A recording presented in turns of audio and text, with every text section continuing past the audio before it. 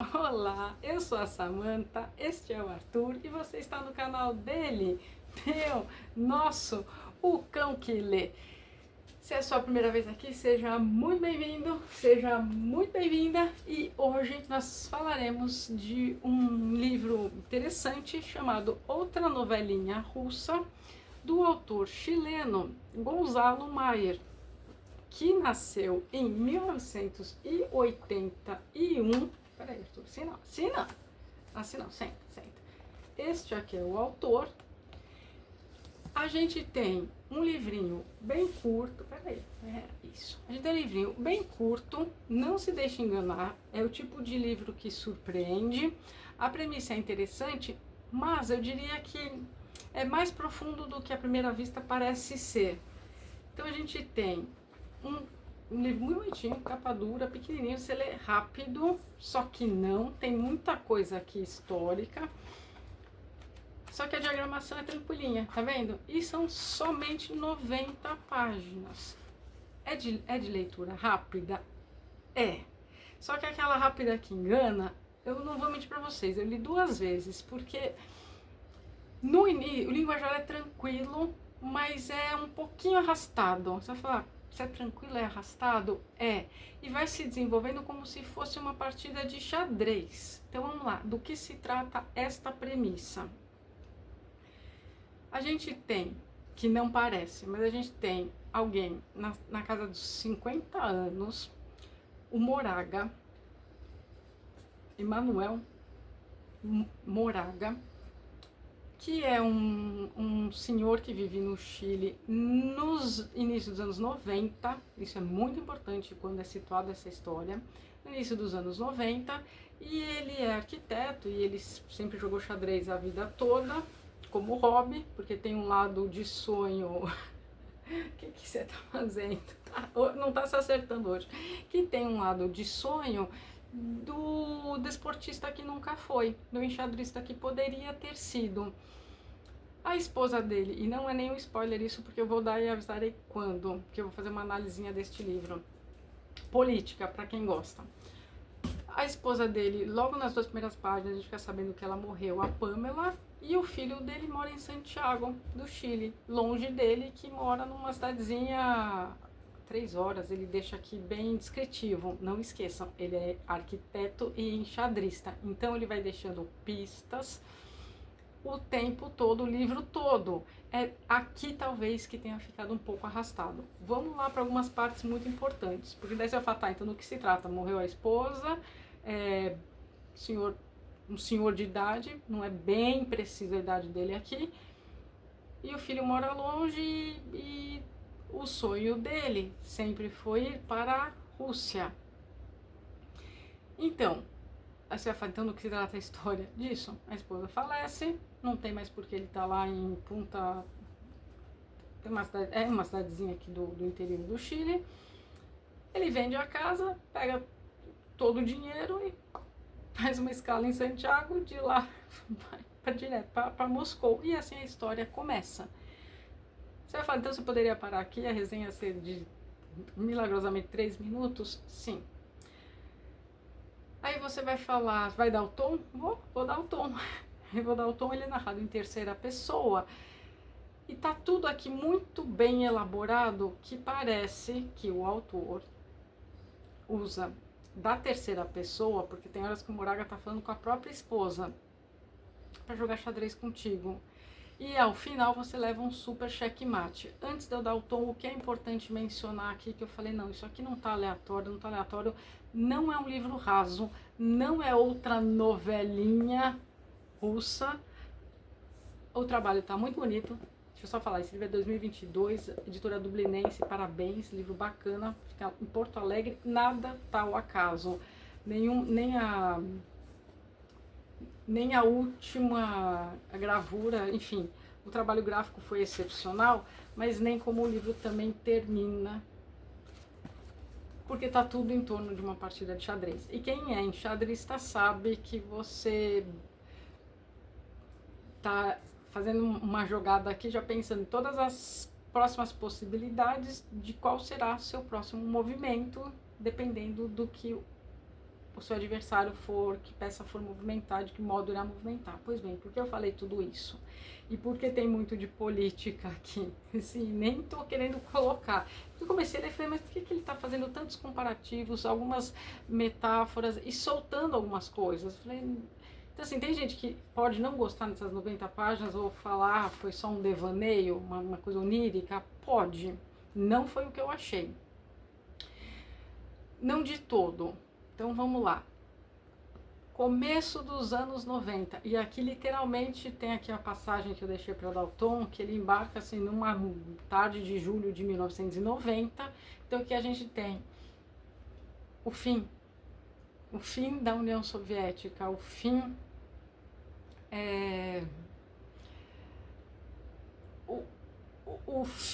e ele faz um contraponto que é até bonito o modo como ele vê, né, o Chile. A gente está assim, né, olhando o mapa mundi do jeito que nós aqui vemos.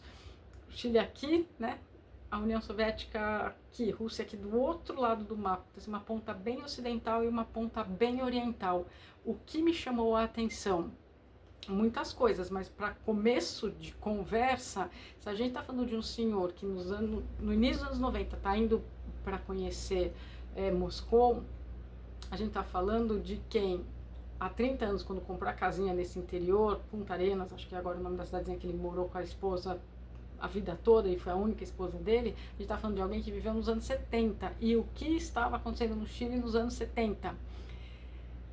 A gente tem o golpe militar do general Pinochet, Augusto Pinochet, em 74, que é general do Allende, dá o golpe. O Allende tinha sido, ele ficou 3 anos, acho que 70, 73, assim, no poder.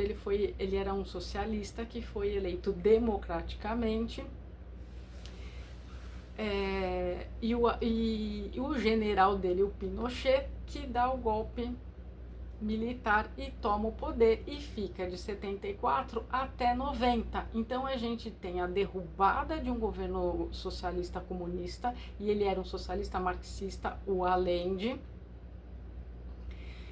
E aí a gente tem não vai aqui entrar em muito mais detalhe histórico, porque isso aqui já basta. Então assim, a gente tem este ex-presidente morto, tá, ele foi morto. Aqui tem uma divergência de como que ele foi morto, se foi em decorrência de um tiro que ele levou ou se ele se matou com uma arma que o Fidel Castro tinha dado. Então tem isso. Ele fala disso aqui? Não. Mas se você não se atenta que a juventude toda do Moraga, que morava do Moraga, o Manuel Moraga, que é o protagonista, que ele viveu a juventude dele sob um regime ditatorial, e não que ele foi contra, mas é que daí fica bem o contraponto do Ocidente capitalista chileno versus a União Soviética comunista no Oriente. Então aqui é muito importante essa contextualização toda, tá? Pois bem, você vai falar, por que é muito importante? Porque durante vários comentários deste tempo inteiro, Moraga, é que depois ele muda o sobrenome dele, vários comentários dele, você fala, mas espera, por que ele está falando isso? E aí você não está percebendo que você está jogando xadrez com ele. Que o sonho dele, então, voltando, era ir até a Rússia e jogar xadrez. Ponto. E aí ele esperou o fim da vida, como se fosse um grande finale, para, bom, já não tenho mais esposa, não falo muito com meu filho, então vou vender tudo aqui e vou terminar minha vida em grande estilo. E aí ele vai, desce em Moscou, vê toda a decadência do final da União Soviética. E aí essa é a premissa. Então, se você quiser ler e se aventurar e descobrir, vá. Se você não tem interesse, então pode ficar, porque agora eu vou fazer algumas pontuações que eu acho cabíveis. E se você já leu, deixa aí sua opinião, o que você achou da minha análise, porque não dá para fugir muito disso. Bom, irei ler alguns trechos para poder corroborar da onde que eu tirei isso, que não foi da minha cabeça e eu não estava esperando nada político, era só assim, um autor chileno, contemporâneo, deixa eu dar uma chance, além de Neruda, né, enfim, gosto do Pablo, gosto, mas queria alguém diferente. Pois bem, Aí aqui a gente tem, aí por exemplo aqui, ó, onde que você vai também percebendo que sim, ele foi a favor, sim, da ditadura militar. E aí, assim, na terceira pessoa. Então, Moraga sempre prezou a formalidade, o respeito, as calças passadas, o hino nacional bem pronunciado, ajoelhar-se com delicadeza quando o padre lhe dava a hóstia na boca, e etc, etc. Então, assim, isso vai ficando solto. Por isso pode ser um pouco chato, eu ia falar, né, enfadonho para algumas pessoas, pode, porque parece que não tem nexo, mas tem sim. Enfim, aí ele continua. Eu separei aqui, Punta Arenas é a parte que ele, a parte da cidade que ele morava. Enfim, vai ficando. Olha que interessante essa parte aqui. Aí é o tom do livro mesmo, ó. Em outras palavras, não sabia o que esperar, o que só de pensar contradizia o seu passado como arquiteto e enxadrista. Dito assim, pode soar muito exótico, contudo, na prática, ele se limitava a fazer planos, a medir, a traçar linhas retas, a analisar o rival, a aprender com cada derrota, a entender sua posição, a não mudar de estratégia quando as coisas vão mal, a não improvisar. Um velho axioma do jogo, isso de esporte sempre lhe pareceu papinho para social-democratas. Diz que não há pior estratégia que não ter estratégia. Então, social-democrata, esquerda, socialista, comunista, percebe? Tá o tempo todo essas dicas. Enfim, este é o tom. E aí, onde também tem outras questões políticas, aqui eu estou na página 28. Aí tá aqui, ó. O xadrez era um trabalho para homens e a rotina sempre igual. Postava-se diante do seu público, pigarreava um pouco e começava falando da Batalha de Chacabuco. Então, Batalha de Chacabuco, o que foi? Uma batalha da independência chilena, uma batalha contra o exército espanhol. E aí ele continua, ou do desastre de Rancagua. Não vou nem continuar. E ato contínuo no tabuleiro, que estava desenhando no quadro, inventava posições que de algum modo se encaixavam no seu desejo de demonstrar que o tabuleiro era uma metáfora da guerra ou do mundo, embora o mundo talvez tenha sido sempre uma guerra, e por isso, às vezes, modificava a história um pouco para cá, um pouco para lá. Afinal de contas, como dizia um jogador holandês, mais interessante que a verdade serão sempre as meias verdades. Pois bem, essa é a história, tá dada. Já falei já até muito do que se trata, o contexto, o tom. Agora eu vou mais para o final, mas vou dar spoiler, então se você quer ler, vai, boa sorte, leia. Volte aqui e me deixe nos comentários o que você achou, se não, já vou me encaminhar para outras marcações que eu fiz que eu quero pontuar com vocês e falar o que eu achei, que o final é um checkmate, tá? Então agora contém spoiler. Beleza, aí a história continua andando e aí ele continua, ó, continua, vou dar mais uns trechinhos de tom. Até aquela tarde, Moraga via com admiração o golpe de Estado, a luta contra o comunismo e a ditadura. Claro que ele preferia dizer governo militar, e de fato era o que ele dizia, ou o que pensava, porque naqueles anos quase não se falava. A ideia de erradicar os comunistas lhe parecia mais que correta, a ditadura parecia-lhe necessária, ou o custo que qualquer pessoa razoável pagaria, e isso de governar com mão firme, afinal de contas era um modo correto e natural de fazer as coisas. E se isso não bastasse, havia cada vez mais obras e construções, e o cenário profissional para os arquitetos era o melhor em muitas décadas. Sobre isso não havia o que discutir. E não esqueçamos aqui quando o Pinochet também toma o poder, ele privatiza, ele tem um chamado, acho que é milagre econômico, agora me fugiu o nome é certo, mas assim, a economia do Chile volta a andar, né, andar para frente, né, não fica estagnada como ficou nos anos anteriores, enfim. Para ele, que é um arquiteto, ok, não dá nada a entender que ele não tinha dado, não, uma classe média ok chilena, era que ele vivia. E início dos anos 90, aqui ele vai citar Gorbachev, ele vai citar vários personagens políticos históricos importantes da ex-União Soviética. Ele vai citar Glasnost, Perestroika, enfim. Então, aí ele, tanto que ele fala, eu vou em busca já que está sendo tudo aberto, eu quero ver, porque o sonho dele durante muito tempo, e aqui a gente entende mesmo como um sonho, aqui quando ele está lá jogando xadrez, e é aquela conversa meio de bar, boteco, não tão boteco, porque quem está jogando ainda está conversando sobre as batalhas, os feitos chilenos, entra, né, num período em que não podia ser, a gente não sabia direito o que se passava na União Soviética, a gente não sabia direito do que aconteceu de fato, só depois, quando Gorbachev abre o poder, e a gente tem abre as portas da ex-União Soviética, e aí vira a Rússia em 90, 91, no sentido de mostrar para o mundo o que foi, né? E aí é quando a gente começa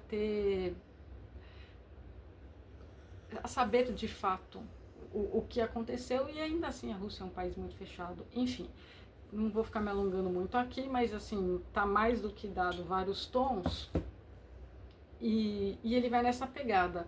Onde vai ficando interessante? Beleza, ele tá lá, ele vai narrando as paisagens que ele vai vendo, e tem uma pracinha em que as pessoas iam para jogar xadrez com russo. Então aqui é mencionado várias vezes. Não raro as pessoas voltam, você não sabe o que aconteceu lá em Moscou, eu joguei xadrez com fulano de tal. Por quê? Porque os russos, durante muitos anos, acho que até hoje, são os melhores enxadristas do mundo. E aqui ele cita muito Kasparov, Garry Kasparov, que este Garry Kasparov está vivo, tá? Ele nasceu na década de 60 e ele está exilado nos Estados Unidos desde 2013, mas ele foi um campeão mundial de xadrez durante 15 anos. Ele perdeu para o outro enxadrista que é mencionado aqui também, mas o Kasparov, que foi o maior de todos, os Estados Unidos deu asilo, porque ele está dando uns pitacos, enfim, na questão, ele vai contra os ideais do presidente Vladimir Putin, e desde que desde que a Rússia começou a invadir a Ucrânia, ele dá uns pitacos lá dos Estados Unidos, tá? Então, assim, dá para vocês procurarem nas redes sociais e tal, e encontrar o Kasparov. Ele se aposentou.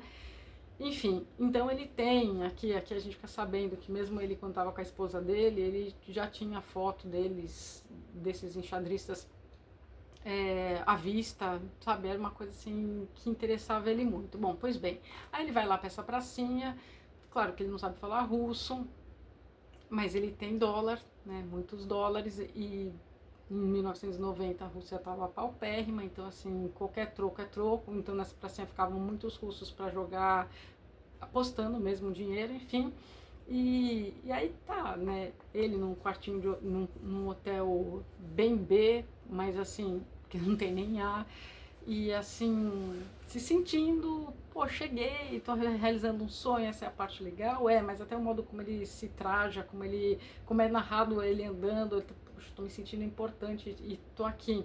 Não que ele se surpreenda com a decadência de como as coisas estão, e aí você vai pegando nos detalhes em que é narrado. Então ele pegou um táxi, e aí, pelo modo como ele narra o vidro sujo do táxi, e como o pessoal, quando vê o dinheiro, nossa, né, e quem é ele? E ele sabe jogar muito bem xadrez. Enfim, ele tem uns devaneios, ele joga, e parece que passa muito tempo, mas você vai passar assim 2 dias que ele tá lá. O segundo dia, o primeiro ele foi lá, nossa, tô aqui na pracinha, esqueci o nome, que ele fala várias vezes o nome dessa praça, que é onde fica esse pessoal jogando xadrez. Aqui, ó, aqui um outro trecho que eu separei aqui, ó, um pouco, deixa eu pegar aqui. Aí ele coloca assim, um pouco como o Cazaquistão, que se por vezes parecia uma piada dentro da União Soviética, era exatamente dali, daquele pedaço de terra triste e decadente, que vinham Kasparov e Molov, 2 jogadores que seriam mais importantes que o próprio Gorbachev. O Chile não lhes parecia muito diferente. Achavam que, chegado o dia, era isso que diriam os jornais do mundo cada vez que se referissem àquele país comprido e magro, feito um fio de miojo na calçada. Chile, sim, uma província do extremo ocidente, um lugar que pobre e esquecido, é evidente dizer o quê? Contudo, ali faziam as coisas direito e sem que ninguém se desse conta, haviam dado um golpe de mestre. Tá vendo? É essa questão política o tempo todo, mas numa sutileza de quem tá mexendo ali um peão no tabuleiro, um peão não, um cavalo no tabuleiro, que você tá dando nada e de repente, quando você vai ver, já levou a tua rainha, já tá dentro das suas defesas, porque você não vai percebendo, e essa parte que é um pouco arrastada. Enfim, eu jogo xadrez, eu gosto de xadrez, então eu gostei, tá? Pra mim funcionou. Mas como eu disse, eu li 2 vezes, que a primeira foi... Aí quando eu levei o checkmate no final, eu falei, pera, em que momento que eu perdi essa jogada de mestre que o autor fez? Fez. Não posso falar que não. E como eu já gosto dessa temática, já tô tratando dessa temática, calhou, né? Enfim.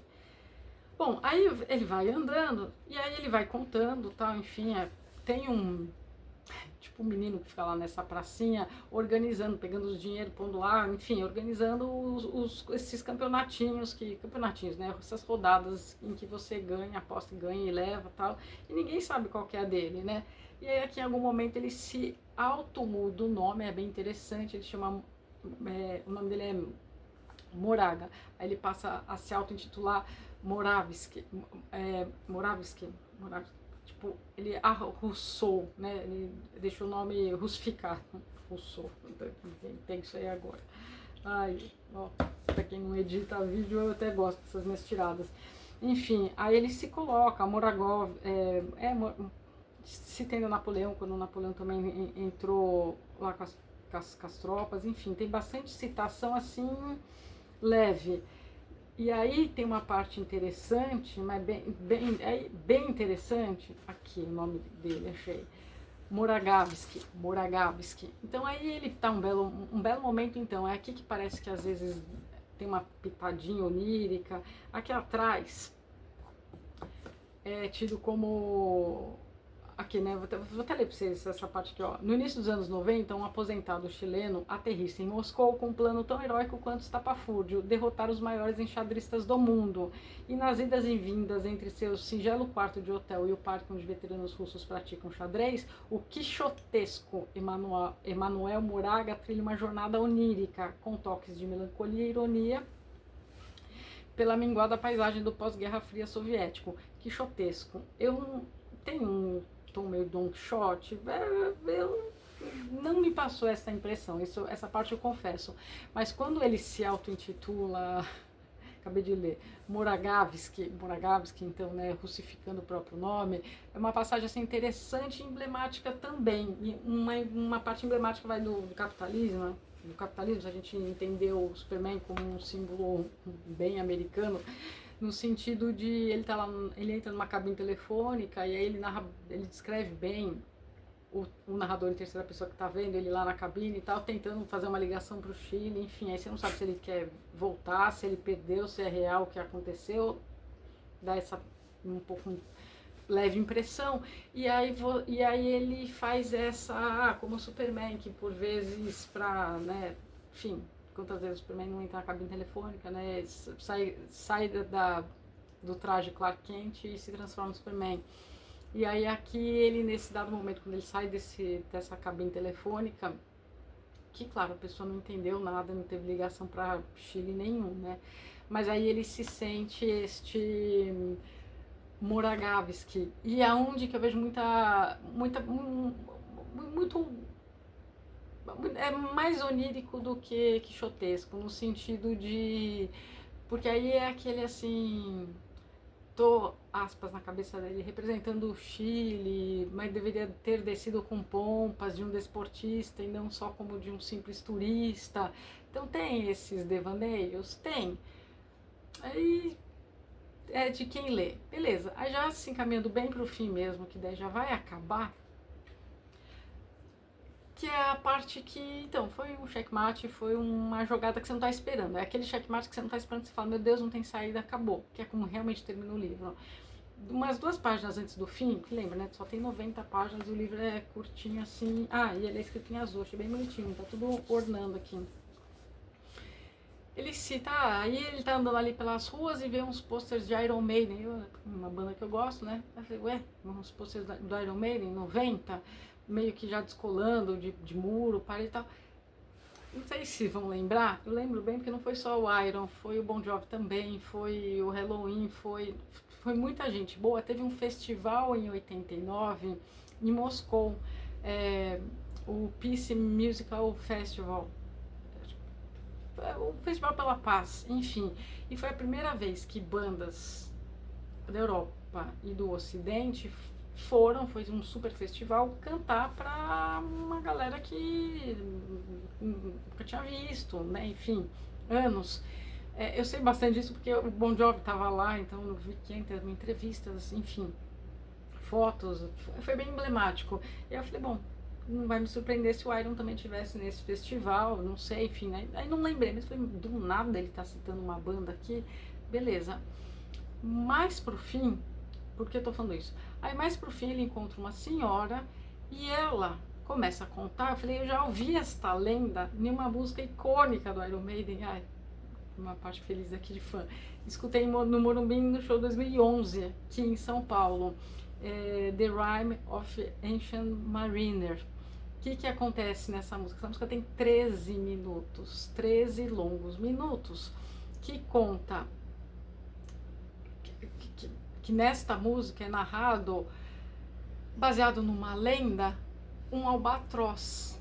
Um albatroz que, enfim, que acompanha lá uns marinheiros e dá azar, dá sorte, enfim. Essa senhora chega para ele e conta que no dia, até aqui, 11 de maio de 1800 e bolinha, um albatroz que ninguém até então sabia que era, ficou lá numa ilha, na ilha de Faroé, e aí ninguém sabia o que aquele pássaro estava fazendo lá. Uns achavam que ele tinha seguido uma embarcação dinamarquesa e se perdido, mas não é um pássaro que costuma ficar lá. E esse pássaro viveu lá por 30 e lá vai anos, até que chegou um Johannes, enfim, que foi quem deu a origem à lenda, que foi um poema épico, tá? Quem escreveu foi o Samuel, agora vou esquecer o sobrenome dele, super famoso. E aí outras vertentes artísticas usaram esta lenda, e pra mim a do Iron Maiden disparado é uma das melhores. Enfim, uma música que foi muito esperada naquela turnê de 2010, 2011, porque eles nunca tinham cantado ao vivo, é uma música longa, mas está relatado a lenda toda. Então, se você digitar Iron Maiden e legendado com o nome da música, você vai chegar lá. Enfim, você vai entender o que é. Então, esse Johannes Frederick pegou uma escopeta e deu um tiro nesse albatroz e morreu, e matou. E ninguém entendeu nada, porque o albatroz estava vivendo lá, tal, não sei o quê. Só que, olha que interessante aí a última linha, porque daí você vai falar, do nada tem essa quebra, do nada tem esta quebra na última página do livro. Assim, tá, então ele tá lá andando nas ruas de Moscou, e aí a senhora, não, do Chile, ele já voltou do Chile, mas que momento que a gente não entendeu, voltou do Chile, ficou um pouco uma interrogação, que é aquela jogada que você não entende que o outro fez, para depois dar esse checkmate. Para mim foi essa leitura. Então esse livro é o tempo todo um jogo de xadrez contigo, um xadrez literário. Não literário no sentido de pegadinhas, mas assim, ele te colocou no tabuleiro, você te convidou, você nem percebeu que você foi convidado, mas a partir do momento que você abriu a primeira página, você já estava jogando xadrez. Eu vejo desse modo. 34 anos, então 11 de maio de 1894, depois de 34 anos sem abandonar a ilha, esse pássaro nunca saiu de lá, ele poderia ter saído, não saiu, aí esse tiro de escopeta matou. Quando o albatroz morre, enfim, o pessoal da VET, por assim dizer, foi acionado para estudarem. Então, assim, os cientistas estudaram um monte esse pássaro, não tinha nada de errado com esse albatroz, ele tinha, sim, condições de regressar, mas ele escolheu ficar lá na ilha. Pois bem, e aí aqui, um pouco antes, olha só, um pouco antes, né? Vai terminar aqui, vai terminar com o emblemático, que é a gente que está jogando com ele. Aqui, né, os zoólogos de Dansk que foram lá, pegaram o albatroz, estudaram, aqui o albatroz tinha condições de regressar, concluíam porém que o Albatroz tinha decidido ficar no posto mais ocidental e remoto das Ilhas Faroé, como se aquele fosse o seu lugar. Mas você fala, como que acaba? Com este parágrafo, veja se não é um checkmate. O corpo embalsamado do animal ainda hoje pode ser visto nos acervos do Museu de História Nacional de Copenhague. Ponto final. Mas cadê toda a história? Bom, toda a história, se a gente entender, como ele deixa aqui, ó, olhando em retrospecto, não parece nada estranho, pois o pássaro era um tirano e naqueles dias as monarquias estavam desaparecendo com uma rapidez assombrosa. Então, se a gente entender essa metáfora, esta lenda, que parece que de fato o pássaro existiu e aí, enfim, tudo isso aí que eu acabei de dizer. Se a gente entender essa lenda na última página, porque assim, você tá lendo, você não espera isso, você quer saber o que aconteceu. Ele jogou não com o Kasparov, obviamente que não, mas com outros grandes, e aí ele deu lá $2.000, então teve muito que dar $2.000, aí ele chama um grande, que logo no fim da União Soviética, alguns grandes enxadristas ficavam lá para levantar uma grana, enfim, então não era raro isso, não era raro também diplomatas irem jogar, enfim. E aí fica aquela questão, deu certo isso, não deu certo? Ele voltou pro Chile e do nada alguém fala, então sei que eu vou te contar uma história, e essa senhora conta essa história e termina assim. E a simbologia também, né? As Ilhas Faroé, no seu lado mais ocidental, mas aí também, sabe, aquela coisa assim, né? Também ocidental, mas assim, é uma época em que as monarquias estão caindo. Bom, o Pinochet também não ficou muito, 15 anos, 17 anos, enfim. Uma época que o mundo estava em transição, enfim. Eu achei muito feliz o Gonzalo de aparentemente contar simplesmente uma historinha de xadrez, de um sonho de alguém que quer jogar xadrez na Rússia, tá? Mas eu não senti. Então, quando terminou desse jeito, eu falei, pera, comer alguma bola, que se ele é rápido, são 90 páginas desse jeito, falei, comer alguma bola em algum momento. E eu fui entendendo essas partezinhas todas que eu li pra vocês, do tipo, isso aqui não pode estar tão solto, não tá solto. Eu falei, nossa, Samantha, você levou um checkmate, nem viu. Nem vi. Eu não tava nem esperando nem jogar dama, quando me vi, eu tava num tabuleiro com o autor. Que é interessante as partes em que ele fala, que daí é a hora que você se questiona, mas ele tá lúcido ou não tá? Ele fala com a esposa dele o tempo todo como se ela ainda estivesse viva. Então, olha só, vamos sentir orgulho, olha, pus a roupa do jeito que você gosta, e ao mesmo tempo tá sendo narrado em terceira pessoa. Então dá um ar de que esse narrador em terceira pessoa tá vendo você sentado com o Moraga, não adianta, né? Fica como fica. Ele tá assistindo você e o Moraga jogando, até que daí ele conta essa história, e aí você fala, tá, mas da onde, que tiro foi esse? Ele literalmente da escopeta, que a gente não tava esperando. Então, se você só lê, não contextualizando anos 90, e só entender, um senhor que tava com sonho e aproveitou que a esposa morreu e aí ele quis ter o seu glamour final, aí é tipo, nossa, que sem pé sem cabeça. Mas pra mim não tem nada de sem pé sem cabeça aqui. É isso, essa é a minha resenha. Se você ficou até aqui, então me deixa aí o que você achou, se achou interessante o que eu analisei, o que eu observei. E tá aqui para conhecer também uma novelinha russa, literatura chilena. Tá bem, gente? É isso, o cão passou, fez sua graça e já foi dormir. Vejo vocês... não peguei. Uma coisa última que eu vou falar, que vai até sair uma resenha rapidinho. Eu separei o livro... separei, peguei sim. Fui ver aqui o corpo editorial, né, que eu falei, gente, que edições bonitas, adorei. E aí eu falei, já vi esse nome. Um dos nomes do pessoal aqui da edição era o Rodrigo Rospi. Eu falei, eu já vi esse nome, porque, né, tem aqueles livros que a gente compra para uma hora eu vou ler, que interessou. Como não foi o meu espanto, que eu tenho um livro chamado Inverossímil, de um desses editores da equipe. E eu me comprei este livro o ano passado porque ele é escrito em formato de WhatsApp. Então, aí eu fiquei com vontade de ler, falei, então já vou puxar mais essa leitura aqui, não estava nos 25 livros para 2025, mas com certeza é uma leitura curta, se ler uma conversa de WhatsApp dos outros, achei interessante a premissa. Então, só para falar para vocês, não se espantem se talvez amanhã ou depois eu trouxer esse aqui, que eu vou rasgar minhas leituras em andamento só para dar uma lidinha no Inverossímil do Rodrigo Rospi. E aí eu finalizo com isso aqui, que não vai nem vir, que ele já tá no quinto sono. E obrigada a vocês que estão aí até agora e a todos que têm comentado e acompanhando as resenhas. Meus mais sinceros agradecimentos. Gente, boas leituras. Se até o cão já leu, não vai vocês dar uma chance?